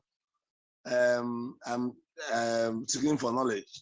Secondly, why is it with this depth of corruption in Nigerian police? Can it be taken as a reason why the federal government have not wanted to allow state police in Nigeria? Just these two questions for now. Thank you for Thank you very much. Let's go to the next person. So Mr. Goye can reply to both at the same time. And Mary Rose, I can see your hand up. You can please kindly lower your hand so that I will know that you asked the question. Mary? Yes, good evening. Okay, go ahead.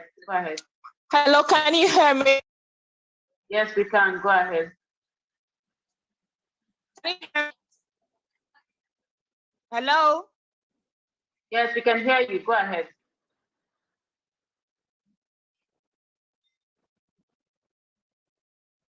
Okay, I think you're having network issues. Merit, if you cannot speak, kindly forward your comment to the chat box and I'll try to read it out. Merit, I don't know if you can hear me, but if your network is giving you problems, kindly forward your comments to the chat box and I'll try to read it out. Okay, I can see a message from. Okay. Why don't you allow Mr. Gwen to address the topic, the question from? Yes, that's exactly what I'm calling Sagoye for now. Sagoye, in turn, Yes, ask the question. Yes, you got the question he asked. Yes, is Abba Kyari above the law or working for himself? No, Abba Kyari was working in a very decadent system where there had been significant loss of central control or clear chain of command. So in that sort of situation, each influential officer creates a pocket of influence.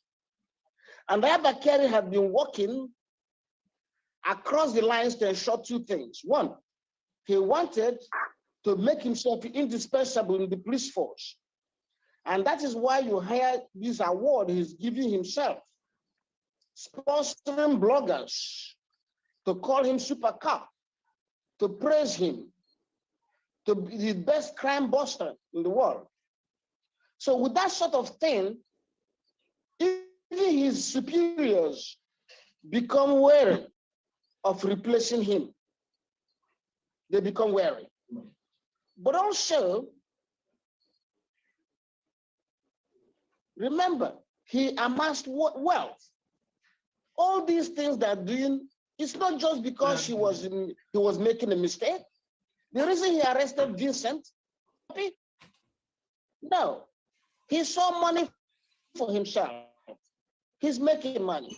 That is why it is known and rumored that Abba Kyari is probably worth $1 billion or more naira. Where did he get all that money? So that is considerable influence he gathered. And without checks, he could practically do as much as he wants.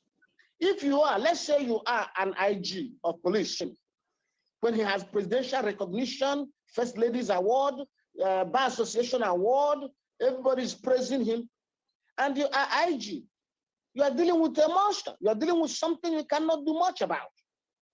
And with that influence, and by the way, it was known that Abba Kyari was gearing and warming himself up towards becoming eventually an IG of police in Nigeria. Very clear. That's why what is happening now is very important. And I will tell you this, what Nigerians don't really know. The world sees us. I was in the prison when I had an idea that Abba Kyari was going to get into trouble. Because in a conversation with a visitor that I had in the prison, that person said to me that Abba Kyari would never be an IG of police. I asked him, why would you say that? He said, because they had his record. And this was before Hush Puppy exploded. And I can tell you something, that the Americans could have been watching Hush Puppy for more than a year. They could have been on him for more than a year. And this idea Nigerians had that Hush Puppy went and sang like a bird and gave them the name of Abba Kyari. That's not how the FBI works. They don't even trust you if you start originating anything. They ask the questions. The FBI would have asked a Hush Puppy specific question. They will show him a text message from Abba Kyari and said, what was this? That's how they operate. I believe that they were the ones that led Hush Puppy to confirm, not to act, to confirm information they already had. And they were confirming it for the purpose of trial. That is, to obtain a plea bargain and use that plea bargain to nail Abba Kyari. Not because they needed any information. In fact, they knew more. The FBI knew more about Abba Kyari's activity than Hush Puppy. And the FBI knew more about Hush Puppy's activity than Abba Kyari knew. FBI is the big brother in this instance. They see everything you do. So Abba Kyari was not working for, he was working for a government, working for Nigerian police force, but there has been so much rot in Nigerian police force and control has been whittled away, and each pocket of police officers were doing whatever they want. They set up the IG monitoring unit. The IG monitoring unit was supposed to observe the activities of Nigerian police and make sure they are all loyal and consistent with the wishes of the IG, to bring them under the same rules of engagement and make sure they comply with those rules. But what happened? IG monitoring unit became an operational command on itself. They began to arrest people, prosecute people, or rather investigate people. They formed their own tactical unit. And if you noticed, the new IG of police recently disbanded, or rather modified IG monitoring unit and said they should no longer conduct investigations. They should no longer, but why did he have to do that?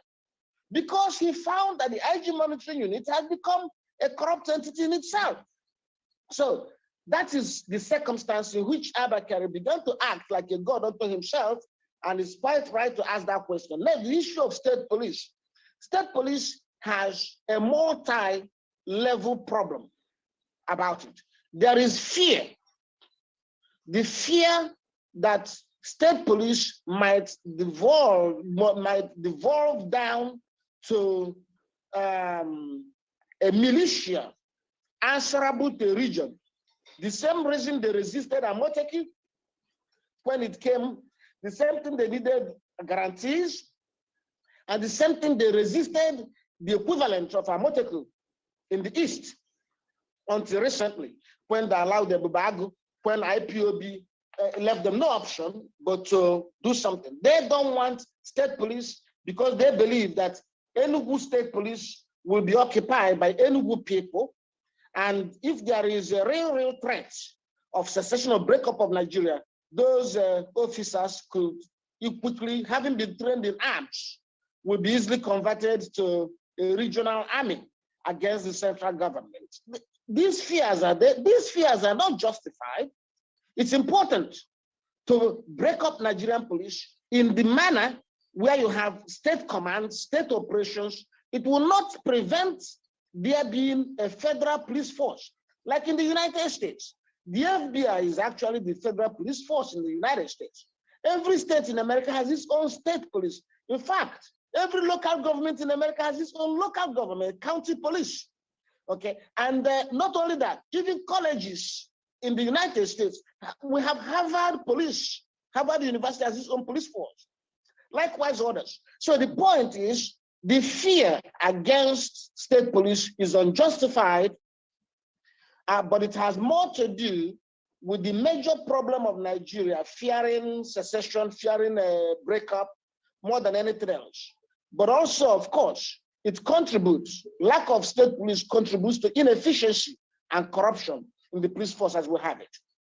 That is my answer to the second leg of that question. Okay, Oseloka, your hand is up. If merits don't come back, then you will be our last comment before we round up. Oseloka, your hand is up.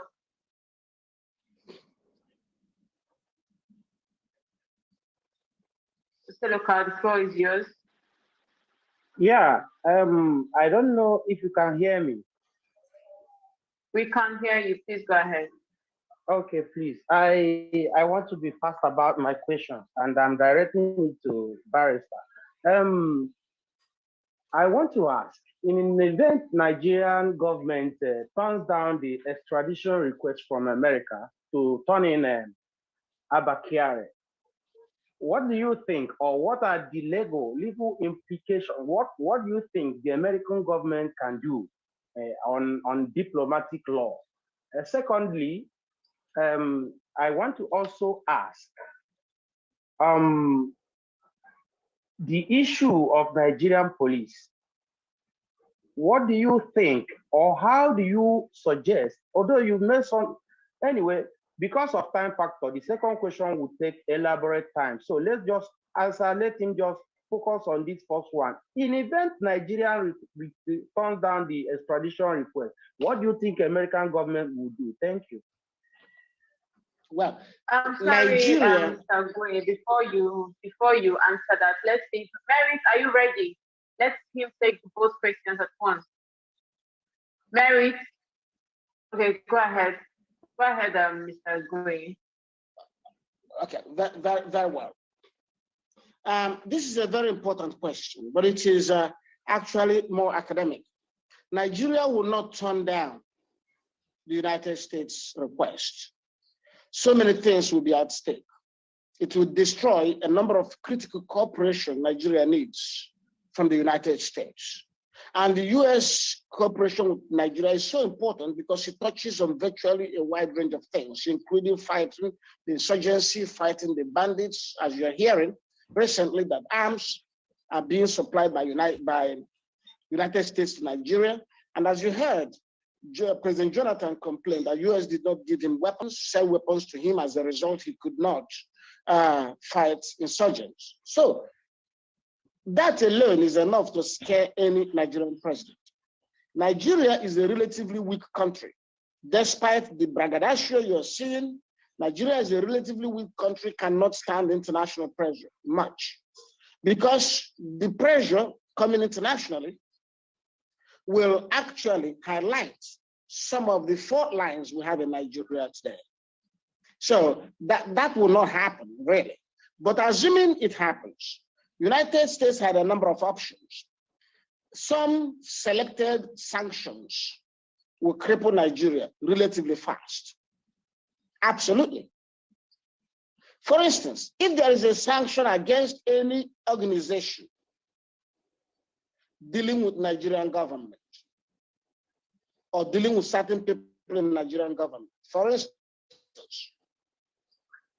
no organization will provide healthcare services. If you do that, the British hospitals where Nigerian presidents go for medical treatment might be in trouble. They might begin to wonder if rendering services to the Nigerian president could expose them to sanctions, US sanctions. That's a major constraint. And if you say don't grant visa to Nigerian politicians, do you know how many of their children need to go to the United States? The pressure is there. And one thing you understand about these international communities, that when sanctions begin to come, other countries tend to respect or mirror in support the sanctioning state, especially the United States. If Russia, as powerful and as independent as Russia is, if Russia could be complaining about American sanctions will cripple Nigeria within a relatively few months. It will alter politics. It will result in regime change. The politicians will have their careers on the line. I can tell you that. So I don't think Nigeria will risk that. Now, in the extreme possibility that United States Justice Department sees Abba Kyari in the same way they see drug dealers in Latin America, principal like Al Chapas. You know what they do? They can extract him from Nigeria. They can take him out from Nigeria. United States has infinite resources and capabilities to do many things. But I don't think they will see him to that extent. But bear in mind that they see Nigerian connected scam as a systemic criminality. a crime pattern that is not isolated. They see it now. In the mindset of the US Justice Department today is to see scam from Nigeria as much of a threat to the Americans as the drugs are a threat to Americans. So if you want to understand how they might react, you have to ask yourself, how did they react in respect of Latin American countries where they went in to get people considered drug lords? They went so far. So if you tell me whether they have the capacity to take Abba Kyari out of Nigeria, easy. It's very easy. Where will he be? So I don't think Nigeria is going to resist. What Nigeria is going to do is to negotiate. And if they negotiate well, Americans will demand things. And if those things are met, they may shift attention from Abba Kyari for now. They may demand things, but it's okay. Dismiss him from the police force. Dismiss him, because we don't want such a person to remain a police officer. That could be one of the conditions. And yet, these criminal indictments don't close. They keep them forever. It could be a major control. The United States may actually come to Nigerian government and say, hey, from our investigation, we found that the following 20 police officers are doing similar things as Abba Kyari that involve the so and so and so. All these people, people arrested in America for fraud, FBI already checked their inboxes, their history of chats online. Some of them have friends in the police force. Patterns are being developed. United States have computers to do incredible work and link things up very fast. So the FBI may come in and say, okay, or US government may say, come in. We will let Abba Kyari up if you do the first, and we're giving the least 20 other officers, get them out of the police. These are the people who are doing certain things to hurt us. And we may request also, Nigeria, we want access to your national security database, this NIN thing they're doing. Americans could say, well, give us access to it so we can stay here and monitor activities of Nigerians in Nigeria, since your police cannot do it. So there is a whole lot of things. Nigeria may be able to negotiate Abba Kyari out of this hotspot. Whether Nigeria clearly define United States.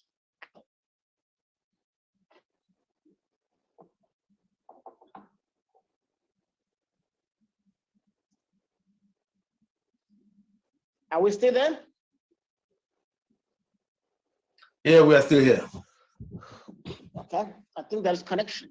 Yeah. Okay, beautiful, beautiful, beautiful. So that is that's the issue. Nigeria will not do so. Buhari will not do so, because also it tarnishes the image of Buhari. Buhari wants to leave office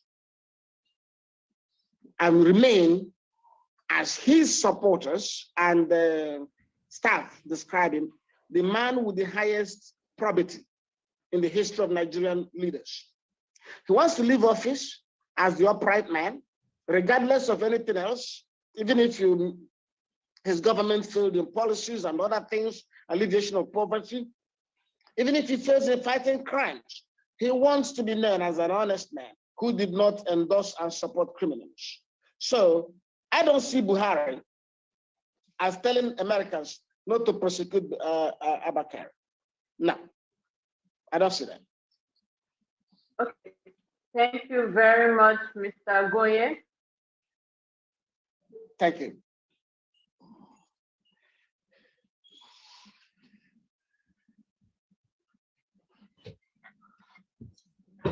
I think our host's network is also causing some problems. It's been a very long chat with Mr. Ugonya for the past 2 hours. I don't think we will be doing you any further service to allow you to continue. I'm still seeing 3 hands. I don't know what to do now. I don't know what our guests want to do, whether to terminate this conversation now or to entertain further questions. So Augusta, what do you want?